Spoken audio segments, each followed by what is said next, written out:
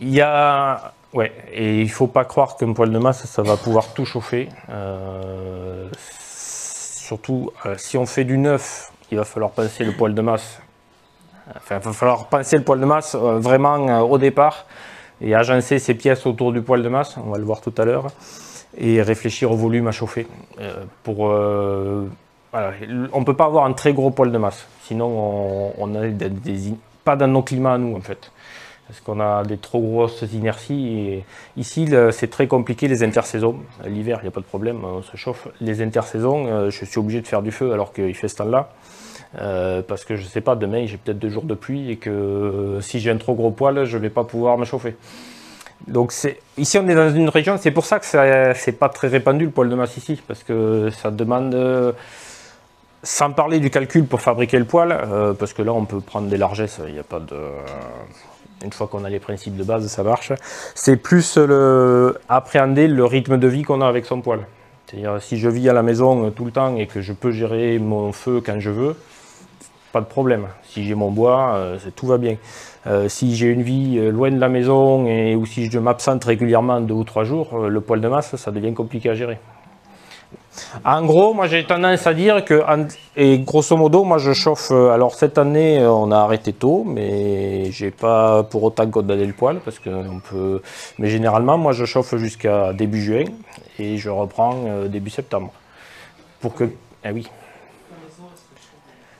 Progressivement, pour pas faire un choc thermique sur ma maçonnerie, sur mon poêle, et puis pour que la maison progressivement prenne l'ambiance, et que quand il va faire froid, mon poêle est chaud, le bois qui est autour du poêle est chaud, et les flambées que je vais faire vont réellement me chauffer. Donc si le but c'est de maintenir son poêle chaud, entre guillemets, tout le temps, pour qu'on n'ait pas de perte de temps en fait pour redémarrer. Grosso modo, la flambée qu'on fait là à l'instant T, elle chauffe le poêle, et c'est la flambée qu'on va faire suivante, qui va prendre le relais pour nous chauffer. La chaleur a transité du poêle vers la maison et ainsi de suite. C'est un roulement à faire. Plus le poêle est gros, plus le temps entre les flambées s'allonge. C'est-à-dire qu'on ne sera pas capable, c'est pas parce que je refais du feu, si le poêle il est chaud, il ne la voit pas passer la flambée. Donc c'est là que c'est compliqué à dimensionner et il faut être bien clair sur ce qu'on recherche. Il faut être clair sur son mode de vie, sur ce que je fais dans cette maison-là. J'ai eu des demandes pour mettre des poêles de masse dans les locations. Non. C'est même pas la peine. Donc c'est là qu'il y a vraiment une étude à avoir sur vraiment comment je veux vivre avec et qu'est-ce que je veux faire. En termes de construction et de performance, tout se vaut. Donc ici on a le russe, l'autrichien qui est le standard des artisans poêliers. C'est sur ces modèles-là, il y a un logiciel de calcul. Donc là-dessus, tous les artisans ils fonctionnent sur ce principe-là. C'est pas facile à faire en autoconstruction. Vous avez les poêles finlandais, ça c'est les poêles qu'on trouve chez les marchands de poêles, les préfabriqués en pierre roulaire ou en béton, ou en kit. Et en autoconstruction, vous avez le Rocket Stove. Le Rocket Stove, c'est un peu un hybride de tout ça. On a une partie, souvent en métal, qui sert de cloche, et qui va rayonner très vite comme un poêle classique, et une partie masse sur le conduit de fumée qui elle va rayonner en deuxième temps. Il faut voir que le poêle Rocket Stove tel qu'il a été fait dans les années 70, c'était pour un besoin de chauffage dans les bidonvilles en Amérique du Sud, où ils n'avaient rien. Donc c'est fait avec ce qu'on trouve, et c'est pour brûler ce qu'on trouve. Et c'est pour se chauffer comme on peut parce qu'on n'a rien d'autre. Il y a eu une mode, ça s'est calmé un peu, ça s'est importé en Europe ici comme un objet super qui économisait du bois et qui se chauffait bien. C'est de la foutaise, c'est 1 kW de puissance, un poêle comme ça. Donc il vous faut faire du feu pendant 4 heures pour espérer chauffer une pièce comme ça. Donc en réalité, oui ça brûle très bien du bois, mais ça en bouffe une quantité astronomique. Donc vous êtes toutes les 5 minutes à remettre du bois dedans. Pour avoir côtoyé quelques formateurs qui font ça, ils ont fini par admettre que tous ceux qu'ils ont fait, globalement, dans les maisons, ça n'a pas trop bien marché. Et la plupart de ceux qui font et que les gens sont contents, c'est dans des lieux de vie communs. C'est la salle de réunion du samedi soir où tout le monde fait la fête et fait le feu en même temps parce que c'est marrant. Et on a chaud parce qu'on a bu aussi. Et c'est quand la fête est finie que le poêle il fait chauffer la pièce. Ça ne sert plus à rien. C'est festif, c'est tout ce qu'on veut, mais Enfin, pour moi, le rocket stove traditionnel avec le bidon et le banc, c'est un bel objet, c'est facile à fabriquer, mais c'est pas efficace. Pour la cuisson, c'est efficace, non? Alors les cuiseurs roquettes pour la cuisson, oui. Parce que là, on va chauffer de suite avec la flamme. On ne consomme que le bois qu'on a besoin, puisque dès que c'est fini, soit j'ai mis juste ce qu'il me fallait, soit je me débrouille, je bouche l'entrée d'air, ça s'arrête. Et puis j'ai pas de la braise qui est chaude pour la cuisson, pas de problème. Pour le chauffage, pas quand il est construit comme ça. Après, on peut fabriquer, c'est ce que moi je fais, c'est une hybridation, c'est de faire des roquettes comme ça, mais maçonnées en briques. Ça permet d'éviter d'avoir des métalleries à faire. Donc quand on est en autoconstruction à petit budget, ben, si on a des briques, on est capable de faire un poêle de masse sans connaissance en métallerie, sans rien du tout. C'est un Lego qu'on empile des briques, ça va fonctionner. Mais il faut être conscient que le feu, il va peut-être falloir que je le surveille pendant 1h30, 2 heures. Ça va bouffer peut-être un peu plus de bois qu'un poêle fait par un artisan. C'est pas une solution miracle, faut pas rêver. Alors, je reviens sur le fait qu'on a récupéré toute la chaleur des fumées. Donc, un poêle classique, si on fait une flambée vive, on va sortir des fumées pas loin des 300, 350, 400 degrés, ça peut aller. Hein. Les tubages isolés, là, comme on a derrière, ils sont homologués pour 400.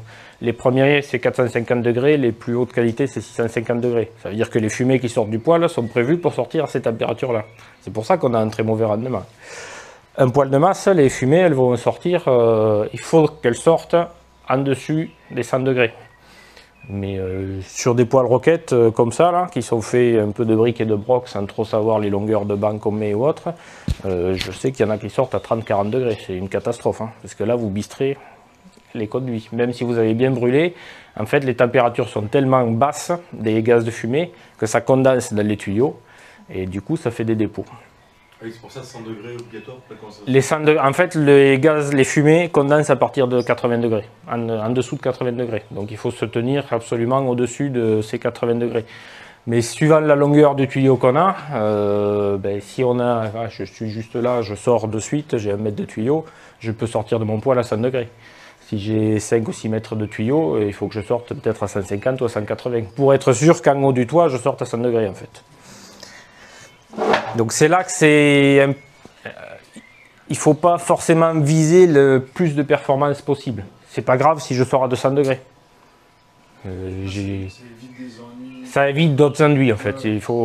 Quand j'ai commencé, oui, j'ai été dans une recherche moi, de performance. J'ai fait des poêles de fou qui montent à 1200 degrés dedans et qui sortent à moins de 200 degrés. Ça demande déjà beaucoup plus de précision dans la fabrication, ça sollicite énormément les matériaux, on ne peut pas jouer avec de la récup, il faut en acheter des bonnes briques.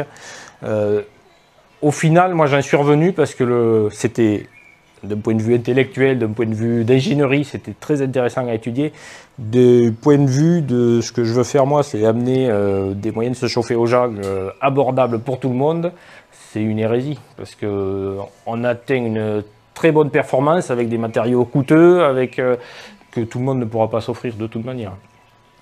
Et en fait, si on sort des fumées à 200 degrés, on arrive très bien à avoir un poêle qui tient 20 heures de chauffe. Ça se joue en fait sur le pourcentage de perte, ça se joue sur 5%. On a déjà récupéré 80% de notre bûche. On n'est pas à 5% près. Alors qu'un poêle classique, on était à peine à 30%. Ça se joue plus à ça, l'efficacité. Mais c'est vraiment important d'être sûr qu'on sorte assez chaud. C'est pour ça que derrière un poêle de masse, on met toujours un thermomètre en sortie du poêle sur le conduit pour surveiller la température des gaz. Alors ça a 2 fonctions le thermomètre, surveiller que nos gaz ils sortent assez chaud et savoir quand le poêle est assez chaud, c'est-à-dire de ne pas maintenir du feu pour rien. Parce que quand le poêle est chaud, que toutes les briques sont saturées, en gros la brique réfractaire c'est une éponge. Alors brique réfractaire ou que ce soit des matériaux, le rocket stove ils sont rarement faits en briques, c'est de la terre, c'est des gravats, mais peu importe. C'est la masse qui fait que ce soit un caillou, que ce soit de la terre, que ce soit du sable, ça a une masse. C'est une éponge la brique réfractaire, donc si elle est sèche de séchage, vous mettez de l'eau sur une éponge, qu'est-ce qui se passe? Elle pompe. Et quand elle est pleine, elle va commencer à couler. La brique réfractaire, c'est pareil. Donc si elle est pleine, saturée, vous pouvez continuer à verser de la chaleur dessus, elle n'est pas capable d'en absorber plus. Donc la chaleur, elle part où? Elle part par la cheminée. D'où l'intérêt d'avoir un thermomètre en sortie de votre thermomètre. Ben, alors les poêles, en gros, ils ont un fonctionnement. Ce que je fais, ça tourne entre 150 et 200 degrés en régime de croisière. Quand on fait notre flambée, les fumées, elles tournent à ça. C'est un bon indicateur que le poêle fonctionne bien, qu'on a bien démarré son feu et que tout se passe normalement. Si je décidais de rajouter des bûches après ma flambée, ça va peut-être marcher un quart d'heure, 20 minutes, et puis au bout d'un moment, mon thermomètre, il va s'affoler. Je vais prendre 100 degrés dans les 5 minutes. Pourquoi? Parce que les briques, elles n'en peuvent plus. Elles sont saturées et ça ne sert plus à rien de faire du feu. C'est le problème qu'on a avec les rocket stoves comme ça. C'est des foyers à feu continu qu'on peut alimenter comme on veut. Et c'est beau d'entendre le feu, de voir, c'est un côté un peu addictif, le feu. Mais c'est ce que je vois, moi, tous ceux que j'ai fait, même des gens qui ont fait la formation avec moi ou autres, ben, souvent quand ils ont des roquettes, ils se retrouvent à faire 1 heure de feu pour rien. Parce qu'ils sont pris par le jeu de faire du feu. Mais tu as brûlé pendant 1 heure du bois pour rien. Un foyer fermé, c'est conçu pour mettre la dose de bois pour la flamber. On n'y revient pas. Donc on charge, on démarre, on ferme la porte. On revient 1 heure après pour fermer les entrées d'air, c'est tout. Et éventuellement, les jours où il fait vraiment froid, si le poêle est conçu pour, on peut recharger un peu. Mais généralement, c'est 1 fois de trop, quoi, parce que les briques, elles absorberont pas plus. Le seul cas qui est vraiment où ça fonctionne, c'est quand on a une cuisinière de masse, où là, on a une plaque de cuisson qui rayonne en direct, et ça permet de compenser le jour de très grand froid. Moi, c'est ce qui avait été conçu chez moi au départ, c'était une cuisinière. La maison est quasiment pas isolée, et je m'étais dit, si je partais souvent en déplacement, et au moins quand j'arrive, je peux faire 2-3 flambées d'affilée, je me chauffe par la plaque et pas par les briques. Donc c'est le compromis à trouver. En fait, le poêle de masse, il n'y a pas de limite, en fait. C'est vraiment votre projet qui va définir le besoin, qui va définir la construction. Ici, c'est des mesures que j'ai fait sur mes 3 poêles et qui montrent en fait la réaction de 3 poêles de masse différentes dans le temps. Donc là, c'est sur 12 heures, à partir pour 1 heure de flambée. Donc à partir de la fin de la flambée, et c'est la mesure des températures en surface du poêle. Donc sur un poêle, c'était ma première cuisinière, on a un pic de chauffe à 100 degrés, donc température de surface, au bout d'1 heure. Et ça descend très vite, au bout de 4 heures, on est retombé à 60. Et pour être, vous voyez, ça chute très vite, à 12, on est revenu, à bout de 12 heures, on est revenu à la température initiale. Il est construit avec des briques, avec des épaisseurs de mur en fait, de 5 cm, donc des briques sur charme. Sur le même poêle, j'ai rajouté un mur de briques pour passer à 10 cm d'épaisseur. Donc j'ai doublé le poids le poids de mon poêle. Mais j'ai changé totalement la courbe de restitution. Le pic de chaleur, je ne l'ai plus 1 heure après, je l'ai 6 heures après. Et on a eu une montée assez progressive. Et 12 heures plus tard, j'ai gagné quasiment 10-15 degrés de température de surface. La courbe verte, c'est si je rajoute une 3e rangée de briques, 15 cm d'épaisseur. 15 cm d'épaisseur, on ne voit plus de pic de chaleur. On a une courbe qui est lissée, notre poêle il est chaud à 30 degrés en permanence. On pourrait dire c'est le fonctionnement qui est idéal. Sauf qu'un poêle comme ça, il va falloir 15 jours pour le démarrer. Parce qu'avant qu'il y monte. Et là, on va faire 1 flambée par jour, on ne va pas en faire 2. Parce que les briques ne sont pas capables de les prendre. Donc tout ça, c'est un compromis à trouver en fonction de ce qu'on veut faire. Dans la construction, j'en ai eu fait comme ça, où on a plusieurs épaisseurs suivant le côté du poêle, pour réagir vite d'un côté, moins vite de l'autre, ou des zones différentes. Alors, on peut pousser le vis très loin dans la recherche de... C'est juste pour vous montrer les possibilités, je ne vais pas rentrer là-dedans. Suivant la construction, ça peut être... Effectivement, si c'est une paroi compacte, elle va diffuser beaucoup plus vite, et au final, on n'aura peut-être pas cette courbe-là. Ça sera peut-être plus court. De manière générale, et ce qui est le plus simple à construire, c'est de partir sur 10 cm d'épaisseur. Les briques standards, si on construit en briques, c'est 20 cm de long, 10 cm d'épais, 5 cm d'épais, 10 cm de large. Donc des briques à plat, c'est ce qui est le plus facile à construire. On trouve partout ce standard-là. On est sur la courbe moyenne. Oui, effectivement, la première flambée, elle va nous chauffer que dans 6 heures, mais... C'est un compromis qui peut être viable. Si on a un foyer fermé avec une grande porte vitrée, pendant qu'il y a le feu, pendant 1 heure, on se chauffe bien aussi à la flamme. C'est qu'une question de compromis, quoi. Alors pour comprendre l'intérêt du poêle de masse, il faut comprendre le confort thermique pour nous humains. La sensation de confort thermique, elle est liée à ce qu'on appelle la température ressentie.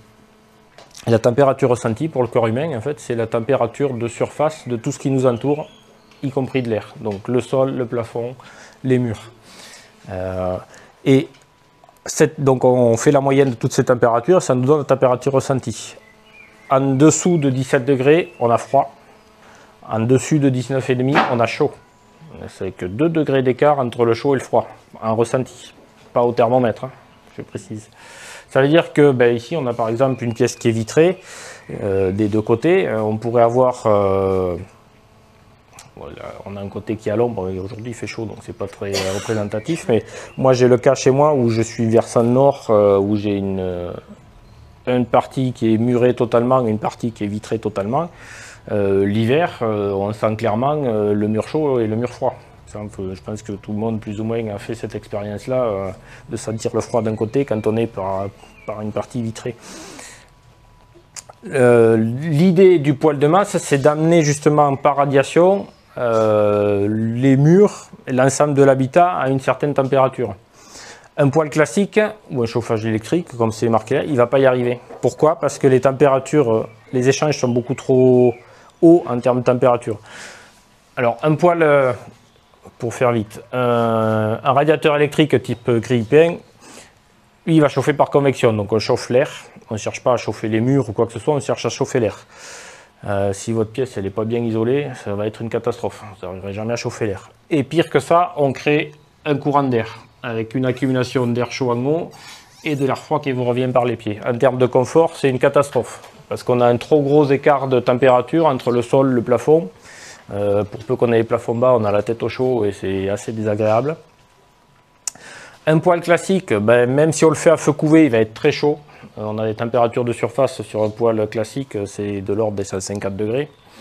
Ça va rayonner très fort autour. On va avoir des fortes zones de convection, parce que comme on a une grosse chaleur, forcément, ponctuellement, on chauffe beaucoup d'air, et donc ça fait des convections. Ça veut dire les endroits qui sont confinés, ils vont monter en température. Oui, on va avoir une homogène. Le sol et les murs, ils vont chauffer, mais on a quand même une grosse zone chaude en haut. Et là où on a un coin froid, on se traîne toujours notre convection avec des courants chauds, des courants froids. Le poêle de masse, lui, il rayonne aux alentours des 60 degrés. Alors c'est ce qu'on avait sur la courbe ici. Le pic, ici, si on est sur la courbe standard, le pic il est à 60-70, mais il y est pendant une durée de 3 heures, et il a fallu 3 heures pour y être. Donc on n'a pas une surchauffe d'un coup, c'est lissé, donc on a aussi le temps de s'acclimater un peu. Et c'est lissé, ça c'est la température de surface mesurée sur le poêle à lui-même. L'effet, il est lissé par les températures de mur et du plafond. Si on a une maison avec des murs assez massifs, le surplus du poêle, il est gommé par le mur. Ça fait un équilibre en termes de ressenti sur le corps humain. Et du coup, on rayonne en basse température, donc température moyenne ici sur le schéma de 60 degrés. Il va se passer que, alors ça ne va pas se passer sur les 2-3 premiers jours, il va peut-être falloir une semaine pour que ça se mette en place dans l'habitat. Mais à terme, au bout de, on va dire, une semaine de chauffe, le plafond, le sol, les murs, ils sont aux alentours des 20 degrés. Donc on a une homogénéité des températures qui fait qu'on est bien. Le poêle, il peut monter à 60 ou à 80. C'est pas pour 2 heures où il va monter à 60 ou 80. On a un écart de température qui est suffisamment faible entre les parois et le poêle pour que ça soit qu'on puisse le ressentir comme il faut. Ce qui crée le désagrément avec un poêle comme ça, c'est qu'entre 150 et les 19 du mur, on a vraiment un choc, entre guillemets, un choc thermique de parois. Donc nous, au niveau du ressenti du corps, c'est désagréable. C'est pour ça qu'on fait que des feux couvés sur les poêles, parce que ça serait intenable. Et ce qui se passe là, c'est que si jamais je décidais d'ouvrir ma fenêtre, la masse du poêle, la masse de la maison, il lui faut un temps long pour réagir. Donc je peux laisser ma fenêtre ouverte 2 heures en plein hiver, l'air va se refroidir, mais c'est pas l'air qui me chauffe, c'est les radiations du mur. C'est l'infrarouge qui nous chauffe là, c'est pas l'air. Et c'est là que c'est trop peur. Moi, au début que j'avais mon poêle de masse, j'avais toujours le thermomètre, je faisais des listings, le thermomètre il monte pas, j'étais toujours à 15 ou 16. Mais pourtant j'ai chaud quoi. Parce que l'air n'est pas chaud, c'est pas l'air qui échauffe, c'est vraiment la radiation. C'est comme si on se met en plein hiver, en plein soleil, alors qu'il fait à peine 5 ou 6, mais on est bien. Donc il ne faut pas se focaliser du coup sur un thermomètre, quoi, quand on est à un poil de masse. Oui, le ressenti qu'on a sur le corps est différent de... Ouais, mais ça prend vraiment du sens avec un poil de masse. Un poil classique, c'est difficile, c'est pas forcément... Le poil classique, il va vraiment faire de la convection. En gros, un poil de masse, c'est 60% de radiation, 40% de convection. Mais comme on est sur des basses températures, on n'a pas des grands mouvements d'air. Donc ça reste des choses acceptables. Un poil classique, c'est l'inverse. C'est 60% de convection, 40% de radiation. Sauf qu'on est sur des seuils de température beaucoup plus hauts, donc on a beaucoup plus de yo-yo au niveau du ressenti du corps. Et enfin, moi j'ai eu fait l'expérience sur une année où il avait neigé, où j'ai une baie vitrée que le chien sait ouvrir, il ne s'est pas refermé. Il y avait 10 cm de neige dehors, et il a fait ses besoins la nuit, il est rentré, la porte elle est restée ouverte. Moi je me suis levé le matin. Oui, on sent le courant d'air froid, mais je ferme la porte, dans les 5 minutes, la température ambiante elle est... Je ne dis pas que l'air est remonté, la température de l'air n'est pas remontée, mais sur mon ressenti, moi, corporel, il n'y a pas de différence. Donc en termes de confort de chauffage, oui, c'est l'idéal, même si on a une maison pas isolée, parce que du coup, on lisse les écarts de température. Ça va dépendre des volumes. Cette pièce-là, oui, il n'y a pas de problème pour la chauffer. Si vous avez 200 mètres carrés à chauffer, ça va devenir plus compliqué. Plusieurs pièces, plusieurs volumes. Si on est dans la rénovation sur les maisons d'ici, il ne faut pas compter avoir un poêle pour chauffer la maison. C'est pas possible. On ne chauffe pas l'air. Donc s'il y a un plancher, on ne chauffera jamais l'étage. Si on a un poêle là avec une pièce au-dessus, l'air chaud, oui, il monte. Sauf qu'on ne fait pas d'air chaud. Donc on chauffe la pièce autour du poêle, mais on ne chauffe pas tout ce qui ne se voit pas. On a pour habitude de dire qu'un poêle de masse, il nous chauffe si on le voit. Ou il chauffe ce qu'il voit. C'est-à-dire si vous mettez une cloison, ben c'est fini. Vous chauffez la cloison, mais vous ne chauffez pas derrière la cloison. Donc c'est pour ça que si on fait de la construction ou une rénovation totale, il faut penser, si vous voulez partir sur du poêle de masse, il faut penser poêle de masse d'abord. Où c'est que je vais vivre, où c'est que je le mets, donc le plus central possible. On va essayer de le mettre le plus central possible dans son habitat et organiser son habitat en fonction des zones de vie et des zones de température du coup qu'on veut. Alors, le plus logique, ça serait au centre de la maison, les pièces de vie autour de notre maison, les pièces de nuit un peu plus loin, et encore plus loin, les pièces où on n'a pas besoin de chauffer éventuellement, sur du plein pied, avec des pièces les plus ouvertes possibles et les moins cloisonnées. Si on est cloisonné et qu'on est en construction neuve, parce qu'en rénovation, ça c'est pas trop possible généralement, le poêle peut être carrément un mur de chaque pièce, c'est le cas ici, hein. On a chaque pièce qui est chauffée, et là ça devient intéressant de jouer sur les épaisseurs de mur, parce qu'on peut avoir une pièce qu'on veut chauffer plus que l'autre. Alors ça j'ai eu le cas de un que j'ai fait à cheval entre la cuisine, le salon et la salle de bain.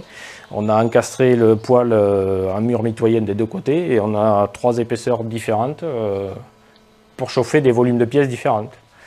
Bon là on s'est amusé, hein, car ça a été 6 mois de chantier, ça a été un truc... je le referai pas. Je me suis amusé, mais je le referai pas. Je vous dis pas de partir sur des trucs comme ça, mais sachez que c'est possible en fait.